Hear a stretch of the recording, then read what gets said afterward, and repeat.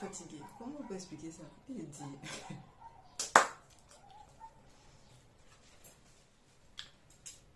Bref, let's do this.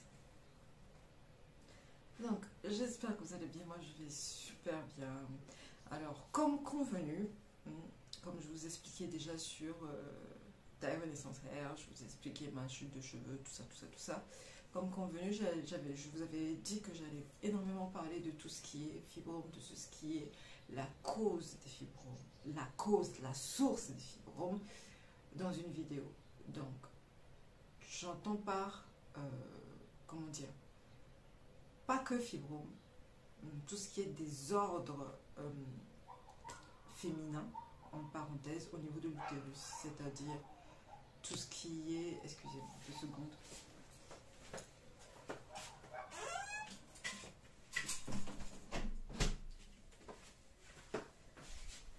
Ok, donc, moins de bruit, j'avais ouvert la fenêtre. Donc bref, je disais en fait que j'allais vous expliquer tout ce qu'on allait regarder, pas vous expliquer, mais on allait regarder la source du problème. Moi, je vais plus parler de fibromes ici parce que c'est ce que je vis tous les jours. Après, ça concerne bien évidemment tout ce qui est endométriose, tout ce qui est kyste, tout ce qui est tout ça. La source, c'est la même en fait, qui est un déséquilibre hormonal profond. Et en fonction de nos gènes, ça va s'exprimer différemment. Moi, dans mes gènes, c'est des fibromes, d'autres personnes, c'est l'endométriose, d'autres personnes, c'est des kystes, et encore, et j'en passe. Mais la source reste la même chose. Donc, dans mon cas, c'est quoi un fibrome? Ici, on va pas... Ce qui m'a aidé à comprendre, j'ai laissé tout ce jargon médical, en fait, où je demandais à un médecin chirurgien qui a fait 13 ans d'études, 14 ou 15 ans d'études, qui est spécialisé dans tout ce qui est gynécologie, je lui ai demandé à savoir pourquoi j'avais des fibromes, à quoi c'était quoi la cause. Il m'a répondu, la plupart, hein, ils m'ont répondu, on ne sait pas trop, en général, c'est chez les femmes noires qu'on voit ça, c'est plus fréquent chez les femmes noires. Mais mec, c'est quoi la cause? Je sais que c'est plus chez les femmes noires qu'on voit ce genre de désordre, surtout les fibromes. Mais maintenant que l'endométriose concerne aussi des populations, beaucoup, et maintenant les populations caucasiennes, on commence à faire des recherches là-dessus. Mais pour l'endométriose, pour l'instant, les fibromes, on s'en branle. Enfin, c'est pas... Bref. C'est juste pour vous dire que, en même temps, ils ont raison. On est affecté de quelque chose, mais on ne cherche pas en profondeur à comprendre pourquoi est-ce qu'on est affecté de la chose. On cherche à traiter les symptômes, mais pas la source. C'est ce que j'ai fait aussi, en fait, que je faisais. On te dit, prends cette herbe-là, prends ça, prends ça, prends ça. Tu cherches juste à traiter les symptômes, à te débarrasser de ça. Et littéralement, tu n'en peux plus, tu détestes tes fibromes, tu détestes ton corps, et ça ne t'aide pas à comprendre, en fait. Et là, stop. Sincèrement, c'est un signe que votre corps est en déséquilibre. Il y a quelque chose qui ne va pas, en fait. Ok? On va te dire que c'est génétique. Excusez-moi, moi la génétique, maintenant je mets un grand point d'interrogation parce que j'ai des problèmes de plaquettes dans ma famille, de thrombopénie. La thrombopénie, c'est quoi en fait? C'est un manque de plaquettes des gènes, c'est-à-dire, je vous donne un exemple, hein, je n'ai pas les chiffres en tête, un être humain doit avoir 1000 plaquettes pour être normal. Et nous, dans notre famille, on en a, moi, personnellement, j'en avais 300, en fait. Donc, voilà. Ce qui fait qu'on a des problèmes de coagulation. Le sang, quand on te pique, le sang écoule beaucoup avant de se coaguler, parce que c'est les plaquettes qui interviennent dans tout ce qui est coagulation. Donc, bref. Donc, grâce à la micronutrition, ça c'est aussi une autre vidéo, j'ai plus de thrombopénie. Donc, la génétique, je mets point d'interrogation. On a certes des informations qui sont codées dans nos gènes, mais la génétique n'est pas une fatalité. On peut toujours faire quelque chose, en fait. En fonction de tes gènes, tu peux manger en fonction de tes gènes. C'est ça la solution, la réalité des choses. Mais ici, on va se concentrer aux fibromes, à essayer de les comprendre, à essayer de comprendre tous les désordres qu'on peut avoir, endométriose et tout ça, et de ne pas s'affoler ou de ne pas les détester, d'essayer de les comprendre. Sans jugement, c'est-à-dire, c'est quoi un fibrome? C'est quoi une endométriose? C'est l'utérus qui s'exprime, qui crie au olé olé, enfin qui crie, c'est un signal d'alarme qu'il y a un truc qui ne va pas, il y a un truc qui ne fonctionne pas. Notamment les fibromes, c'est une excroissance en fait du muscle utérin, c'est-à-dire il y a trop, enfin ça se prolifère. Mais pourquoi ça se prolifère autant en fait? C'est quoi la base? Pourquoi il y a autant de prolifération? C'est ça que j'ai essayé à comprendre. Pourquoi il y a ce truc de prolifération? Donc, j'ai décidé à un moment donné de me poser, d'oublier tout ce que j'ai pu faire, c'est-à-dire les jeûnes, c'est-à-dire des médicaments traditionnels qui ont failli me tuer, bref, détails, tout ça, tout ça. J'ai décidé d'oublier tout ça, des plantes africaines, de machins qui n'ont... Ça peut être super les plantes africaines, mais toutes sortes de plantes. Moi, ça ne fonctionne pas chez moi.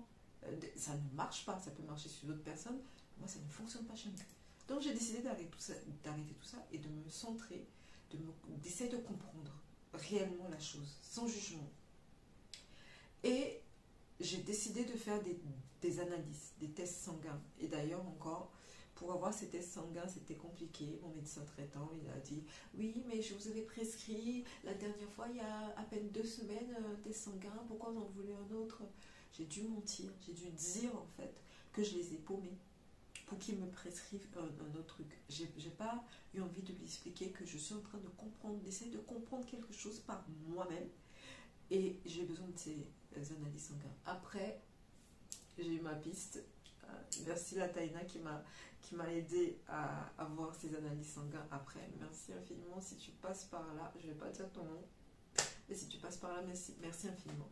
Et donc du coup, j'ai décidé de me tester pendant mes règles. Donc, pendant les règles, il faut aussi comprendre le cycle. Le cycle, on parlera après. Parce qu'il faut comprendre tout ça pour pouvoir comprendre la suite et pour pouvoir traiter vos symptômes, complètement les supprimer. Et après, si on respecte ça, je suis convaincue que les fibromes, l'endométriose, tout ça, ils vont disparaître. J'en suis persuadée.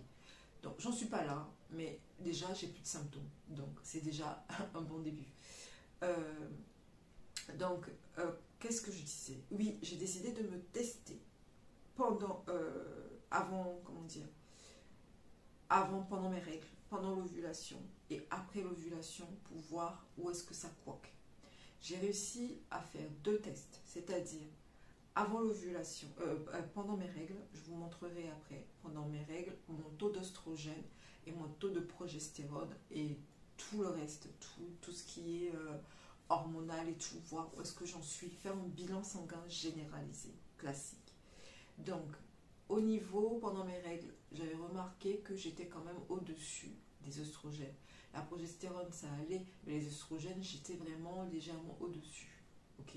Mais pendant mon ovulation, j'étais, waouh, j'explosais. J'ai explosé, au lieu d'être à 500 et quelques, de ne pas dépasser 500 et quelques, j'étais à 800 et quelques. Donc le couac est là. Le fait d'avoir vu que ce déséquilibre hormonal dont on parle tout le temps, j'en entends, mais je fais jamais gaffe à ça.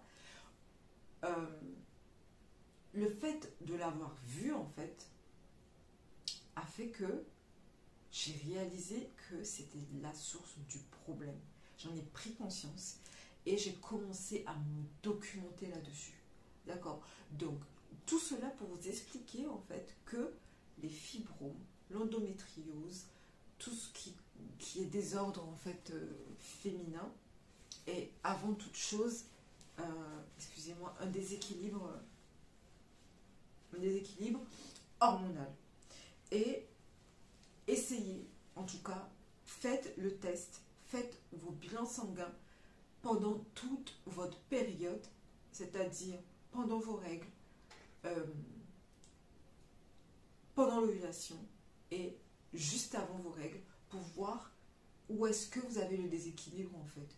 Est-ce que c'est les oestrogènes, ou un bilan sanguin général, tout en précisant au médecin que vous voulez faire l'œstrogène et la progestérone. Moi, j'ai dit à mon médecin qui me marque progestérone, il m'a dit progestérone, ça sert à rien. Je ne vous le marque pas, ça sert à rien. Donc, j'ai dû payer de ma poche le test de progestérone. Il me l'a dit clairement, ça sert à rien.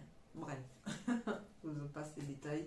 Sincèrement, je suis dégoûtée des médecins, je suis dégoûtée de la médecine classique parce que j'estime que c'est du foutage de gueule. Après, c'est pas de leur faute. Ils ont tellement de patients, on est tellement nombreux à être mal, à ne pas prendre notre santé en main, qu'on est obligé de faire recours à eux et ils sont dépassés, ils font gaffe à rien.